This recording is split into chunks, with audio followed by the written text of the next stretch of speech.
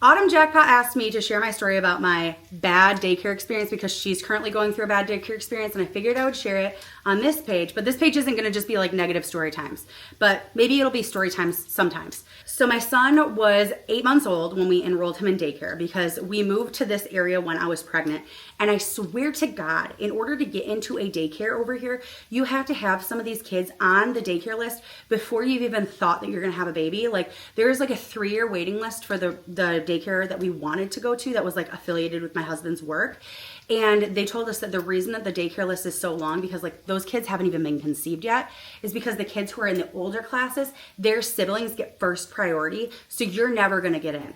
So we were on all sorts of daycare lists. And finally we found this daycare that was brand new and that opened up in the town over. So, like we never got called back on any of those daycare lists either. So we figured, all right, he got in, let's take him in. And we actually had my mom watch him for a few months before we sent him to daycare because I wasn't comfortable sending him to daycare if my mom could come and watch him for a few months. So we ended up sending him when he was 8 months old.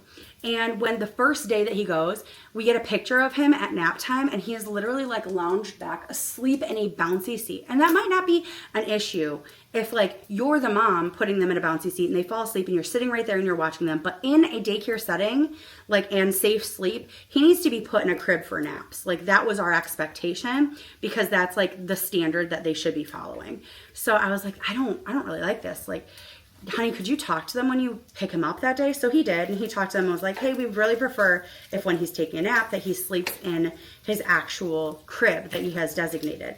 And they were like, oh yeah, no problem. He just fell asleep there and we thought it was cute. So we took a picture.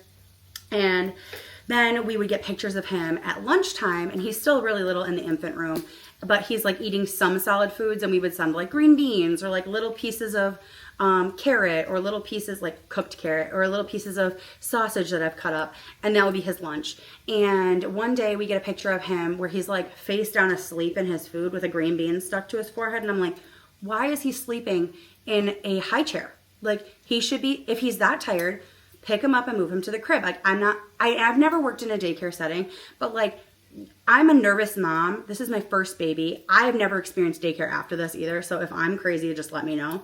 But I'm thinking, okay, like I don't want those pictures of my kid. I'd like to like see a happy picture of him or something, like not where he's sleeping with food stuck to his face. I don't know. And then a few times when he was still in the infant room, my husband would come in and the girls would be like sitting there like actively scrolling their phones. They're not like logging in like diaper changes and things. They were like scrolling. So we're like, okay, this isn't great.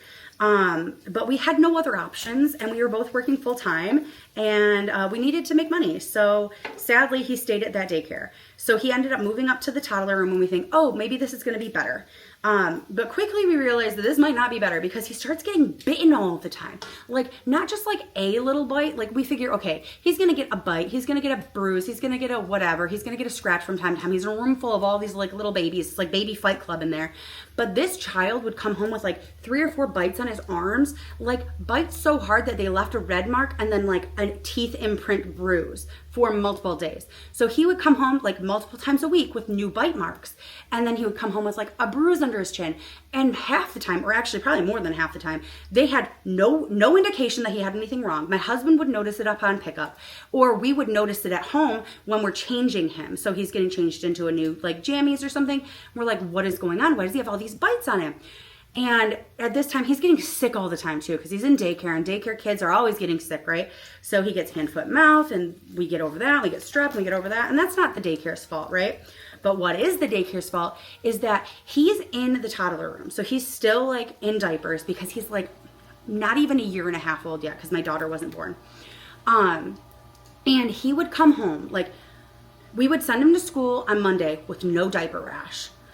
He would come home by Friday and he would have had a rash develop that was so bad that he would have little bleeding sores. So then we were having to put magic butt paste on him and clear it up. And we would get it cleared up over the weekend, and then we would send him back to school, and bam, he would get another diaper rash. And by the end of the week, his diaper rash would be so bad. So I'm like, are they not changing his diaper? Are they not changing his poop? Because like he has to be in a poopy diaper for a while for that to happen.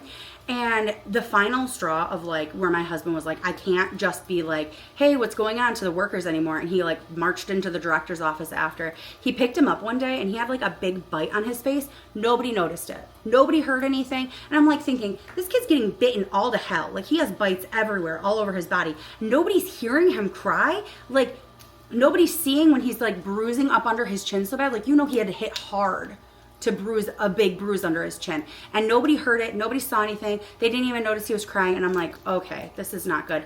My husband walks into the director's office that day and he goes, you need to hang up your phone call because we need to have a talk, because he got a big bite on his face and the daycare workers had no idea. They didn't even notice. He noticed when he picked them up. Sorry, we'll address this, whatever. Shortly after, he ended up not going back because COVID hit, and we had both kids home full time while we both worked full time for like over a full year. 2 under 2 at home was not easy. But I can tell you one thing, my kids never had another freaking diaper rash, and I was working a full-time job and so was my husband, and we were both watching the kids while we were working full-time jobs, and neither one of them had another diaper rash. So make that make sense. I don't know. But after the fact, my husband ended up like, just out of curiosity, looking up, because I think he saw something on Facebook or something that like they had gotten violations or something for the daycare, like not following rules or something.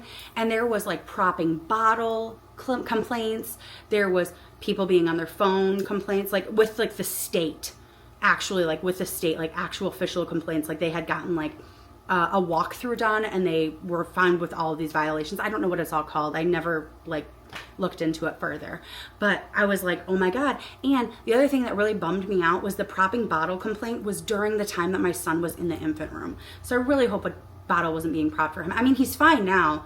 He's mostly normal. He is my kid after all. It's like my horrible daycare story time. It was kind of long. I'm sorry. Maybe my next story time will be something happy. I'll tell you a good story instead of a sad, like, bad story.